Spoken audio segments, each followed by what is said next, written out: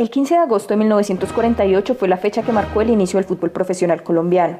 10 equipos: América de Cali, Atlético Municipal, Deportivo Cali, Deportes Caldas, Junior, Independiente Medellín, Millonarios, Once Deportivo, Santa Fe y Universidad Nacional lucharían para consagrarse como el primer campeón del país, pero fue el Club Independiente Santa Fe quien lograría quedarse con la gloria y el honor de ser el primero para la eternidad.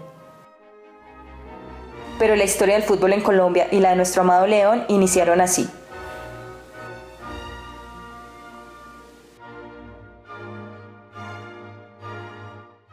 El fútbol en Colombia tuvo que vivir momentos difíciles, la aceptación en primer momento, la consolidación y la oficialización del mismo, puesto que no era visto un espectáculo atractivo para la época.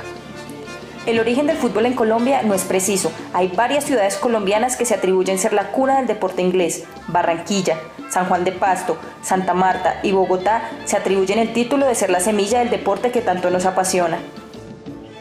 Barranquilla es la ciudad que con más vehemencia argumenta el título. Ingenieros, ejecutivos y empleados ingleses de la Columbia Railways Company, tras horas de arduo trabajo construyendo el ferrocarril de Puerto Colombia, pasaban sus descansos jugando fútbol. Y fue el fútbol la herramienta de socialización entre ingleses y locales para complementar los equipos y darle la bienvenida al balompié en la Arenosa.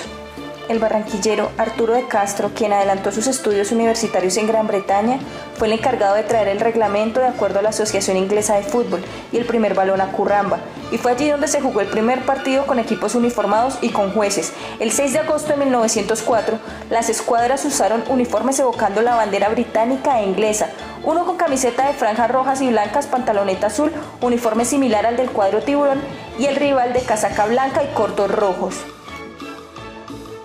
La cercanía de Santa Marta a Barranquilla también hace que se atribuyan ser la cuna del fútbol, con una historia bastante similar a la barranquillera, pero como protagonistas los marineros y trabajadores de la controvertida United Fruit Company, quienes tras largas horas recogiendo banano en las costas del Magdalena jugaban fútbol.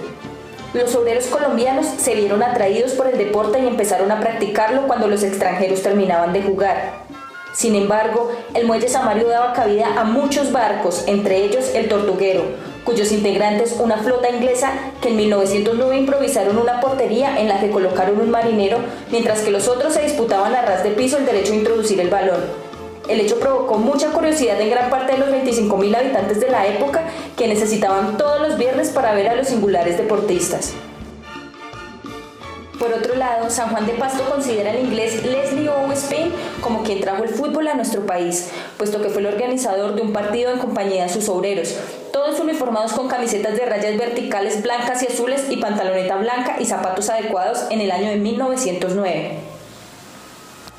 La acogida de los pastusos fue tan multitudinaria que Spain acondicionó la sala de su casa como sede del primer club de fútbol. Allí dio instrucciones teóricas de cómo se debía jugar y de su reglamentación.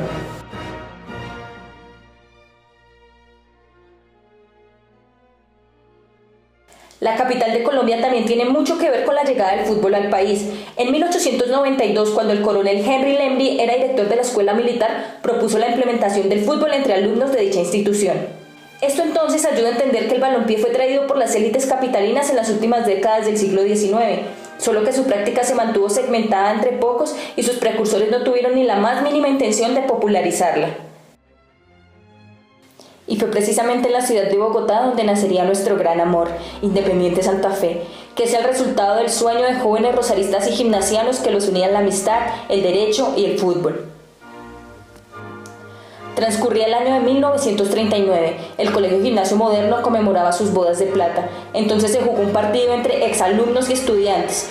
El uniforme era camiseta blanca con una franja azul. Muchos de estos jóvenes entusiastas serían los fundadores y creadores del cuadro rojo y blanco.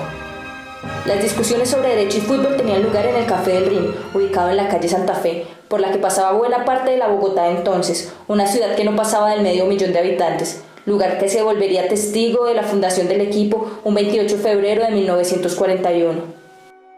Los fundadores del equipo fueron Ernesto Gamboa Álvarez, Gonzalo Rueda Caro, quienes idearon al equipo, pero junto a Alfonso Martín González, Álvaro Martín González, César Payán Castro, Eduardo Lleras Lleras, Eusebio de Mendoza Caro, Guillermo Escobar Umaña, Hernán Mora, Julián de Mendoza Caro, Luis Carlos Reyes Nieto, Luis Robledo Restrepo, Pablo Valenzuela Vega, Rafael Urdaneta Holguín, Roberto Jaime Pérez y Tulio Gutiérrez Mejía. Porque comprendo que este homenaje del fútbol profesional colombiano tiene el sentido de reconocer y premiar el esfuerzo de un grupo de dirigentes que en diferentes épocas y con fortuna diversa, pero con igual dedicación y pureza de intenciones, han seguido la línea trazada hace 5 lustros por los fundadores para crear un club deportivo ejemplar. Y así vemos cómo en los años inmediatamente anteriores a este de las bodas de plata, un homogéneo equipo de dirigentes presidido por la inteligencia y el dinamismo de Alfonso Ruiz Ojeda y de Julio Ortega Samper, afianzaron las bases de la corporación y le dieron forma real a los proyectos que hace 25 años idearan un grupo de estudiantes aparentemente ilusos, totalmente inexpertos y redomadamente insolventes. Serían los primeros en ser parte de la institución santafereña, que en primera instancia sería de carácter exclusivo de exalumnos del Colegio Gimnasio Moderno para el fútbol universitario. Tras sucesivas derrotas, el equipo dejó de ser excluyente y abrió sus filas a nuevos talentos provenientes de otras instituciones. El Club Deportivo Independiente Santa Fe es independiente por la fama que ya tenía el Club Atlético Independiente de Avellaneda y el Santa Fe por la calle en la que está ubicado el Café del Rin, que fue su primera sede social, abierta para quienes pasaran por el lugar, ya que es un equipo de todos pero no para todos. Un club sin ánimo de lucro, apolítico, que promoverá los deportes en la capital, pero en especial el fútbol, y su domicilio siempre será la ciudad de Bogotá.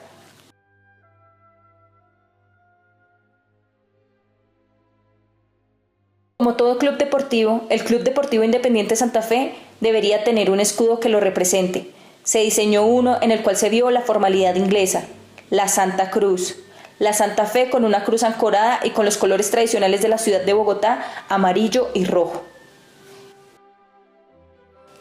Santa Fe comenzó jugando en las canchas populares, una de ellas el litográfico, campos llenos de altibajos sobre los que se pintaron las medidas del campo. En 1941 empezó en la segunda división la Asociación Deportiva de Bogotá, donde participó entre el 23 de marzo y el 7 de septiembre, enfrentando rivales como Legión Militar de los Taxis Rojos. Se logró un honroso subcampeonato en su año de debut. Sin embargo, fiel a su filosofía, el profesionalismo no estaba en la mente de la dirigencia, pero era tal la admiración que generó el cuadro entre los jóvenes y la prensa local que lo pedían a gritos en primera división. Con una excelente primera campaña y con un buen número de seguidores, Santa Fe en 1942 disputó la Liga de Cundinamarca, torneo duro y competitivo. Por ello tuvo que relevar a los fundadores, que pasaron a ser parte de la junta directiva y decidieron reforzar al equipo en la parte deportiva. En la primera fecha, Santa Fe enfrentó al poderoso Universidad. Con un contundente 7-4 lo venció. En este partido por primera vez el equipo luciría su tradicional camiseta roja con mangas blancas, uniforme tomado del club londinense Arsenal. El torneo demandó una mejor preparación. El inglés Mr. Jack Greenwell, quien fue el encargado de preparar al equipo para este desafío, estuvo a cargo del Barcelona, con quien ganó 9 campeonatos regionales y 3 Copas del Rey. También dirigió a la selección Perú, con la que ganó Juegos Bolivarianos y el Campeonato Sudamericano, hoy Copa América. Con Santa Fe quedaría como subcampeón a 3 puntos del América y desafortunadamente antes de la finalización del campeonato fallece el técnico inglés. En el año de 1943 se comenzaron a disputar los primeros partidos interdepartamentales. Para ello el equipo tuvo que ser nuevamente reforzado, logrando un nuevo subcampeonato. Para el siguiente año Santa Fe logra nuevamente un subcampeonato y el 31 de diciembre hace su primera excursión fuera de la sabana de Bogotá, enfrentando al Norte de Santander en la ciudad de Cúcuta, con victoria para el cuadro capitalino 3-2. En 1945 hubo importantes victorias ante Deportivo Piratas de Santa Marta, América de Cali y Huracán de Antioquia. Se logró ese año el tercer lugar. Para el año de 1946 Santa Fe comienza a disputar partidos de carácter internacional, rivales como Orión de Costa Rica, Panamá de Guayaquil y Sucre de Lima. En 1947 somos nuevamente subcampeón del torneo departamental. Alfredo Cueso, técnico del club, afirmaba que el equipo tenía muy buena delantera pero una defensa muy generosa. Para el domingo 18 de enero de 1948, Santa Fe enfrentó por primera vez a un equipo profesional argentino, Vélez Sarsfield. Al minuto 22, Roberto "el Perro" Gámez hace un pase a Antón y a Rafael Prieto, quien elude al arquero Miguel Rugilo, considerado uno de los arqueros más importantes del momento para decretar la victoria santafereña. Yo no soy yo personalmente, yo soy un pueblo que me sigue, porque se sigue a sí mismo cuando me sigue a mí, que lo he interpretado. Tras el Bogotazo, los dirigentes de los diferentes equipos más organizados desean formar una liga oficial, un torneo que se jugaría para el segundo semestre del año. Para el 26 de junio de 1948, en Barranquilla se funda la DIMAYOR. Alfonso Senior Quevedo y Humberto Salcedo Fernández fija que para el segundo semestre del año se llevará a cabo un torneo de carácter oficial, que contará con la participación de los equipos América de Cali, Atlético Municipal, Deportivo Cali, Deportes Caldas, Junior, Independiente Medellín, Millonarios, Once Deportivo, Santa Fe y Universidad. Un torneo que se jugaría ida y vuelta. Las victorias otorgaban 2 puntos, el empate 1 y la derrota ninguno. El campeón sería el que al final de las 2 vueltas sumara la mayor cantidad de puntos. Para el primer campeonato oficial de fútbol colombiano, los más firmes candidatos eran Atlético Junior y Millonarios. Ambos equipos tenían el favoritismo, pero la historia terminó siendo diferente.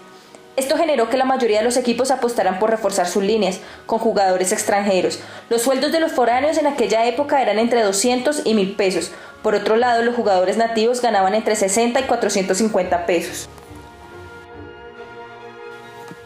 Así pues, la campaña del cuadro capitalino arrancaría el 15 de agosto de 1948, visitando el entonces Deportes Caldas en el Palo Grande, con un empate a un tanto.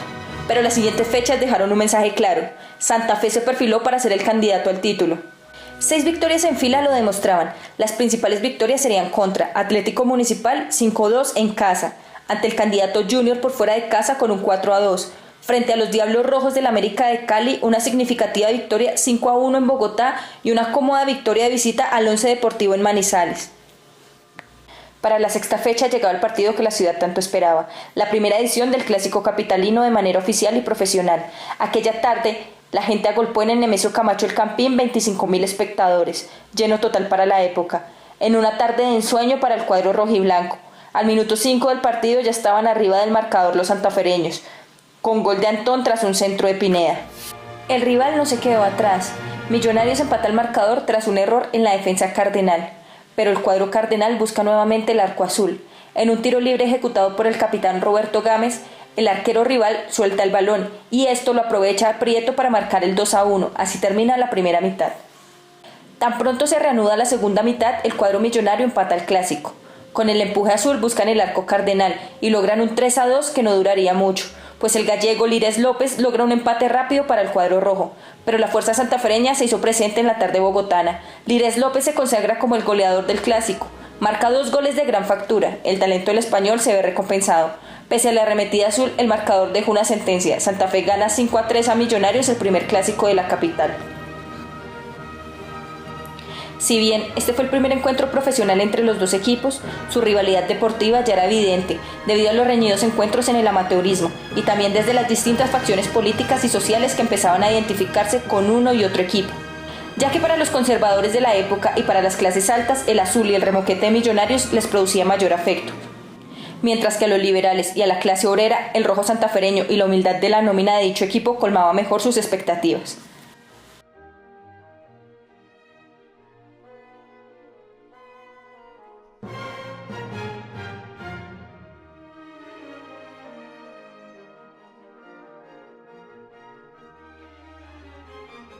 Nuestra seguidilla de victorias tuvo fin cuando visitamos al Independiente Medellín, un partido que tuvo aplazamiento por diferencias entre la DIMAYOR y la Liga de Antioquia.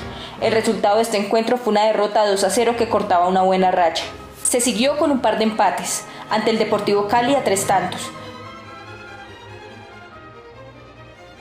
Para el inicio de la segunda vuelta, con Deportes Caldas a 2 goles y una derrota ante Atlético Municipal por un marcador de 2-1. Hicieron que el cuadro currambero recortara diferencias, pero las victorias cardenales volvieron ante los rivales más complicados y en los momentos más importantes del campeonato. La victoria 4-1 en casa contra el Junior marcaba una pronta recuperación del cuadro cardenal. En la segunda ronda del campeonato, los partidos contra el onceno barranquillero a futuro señalarían la diferencia con el subcampeón del primer torneo profesional.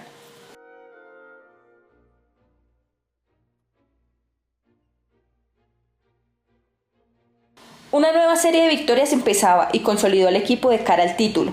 América perdía en casa 2-1.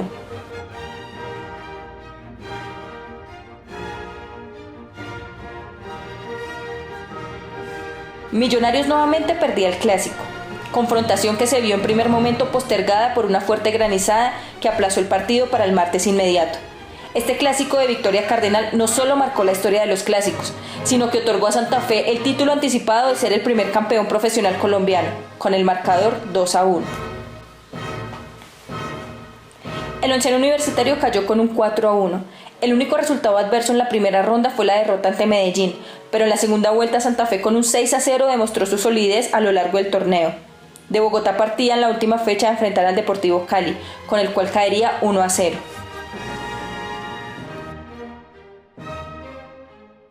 El héroe de la campaña cardenal fue el arquero antioqueño Julio Chonto Gaviria, que fue el cerrojo del cuadro cardenal, uno de los futbolistas colombianos mejores pagos. El guardameta, que con sus manos protegió el arco santafereño, fue el menos vulnerado al finalizar el torneo. Solo se recibieron 30 goles. Sus atajadas fueron decisivas. Hizo que al equipo se refirieran como Chontofé. Los penales tapados, 6 de 7 penales sancionados en contra del equipo no fueron convertidos. Una proeza que no debemos olvidar. Pero no solo fuimos defensa. La delantera con 58 goles tuvo la mejor diferencia positiva, más 28. Jesús María Lírez López, con 20 tantos, y Hermenegildo Germán Antón, con 18, fueron los goleadores de la campaña rojiblanca. El 19 de diciembre, Roberto Perro Gámez, capitán de Santa Fe, no solo levantaba el trofeo de primer campeón del fútbol profesional colombiano, levantaba el título de primeros para la eternidad. Los héroes del 48 no los podemos olvidar. Cada vez que Santa Fe dispute un campeonato tenemos que repasar esta página dorada, que nos la escriben todos, proeza encabezada por Julio Chonto Gaviria, Julio Zamudio, Óscar Bernau, Alberto Guardiola, Hernando Tigre Moyano, José Caor Doku, Carlos Castro, Luis Vázquez, Luis Gallito Contreras, Jesús Fisco, Lorenzo Deli, Gabriel Pineda, Antonio Julio de la Hoz, Luis Alberto Mono Rubio, Roberto Perro Gámez, Jesús María Lírez López, Germán Antón Cabecita de Oro, Miguel Talero, Carlos Panameño Sánchez, Rafael Humberto Canoita Prieto, dirigidos por el peruano Carlos Carrillo Nalda.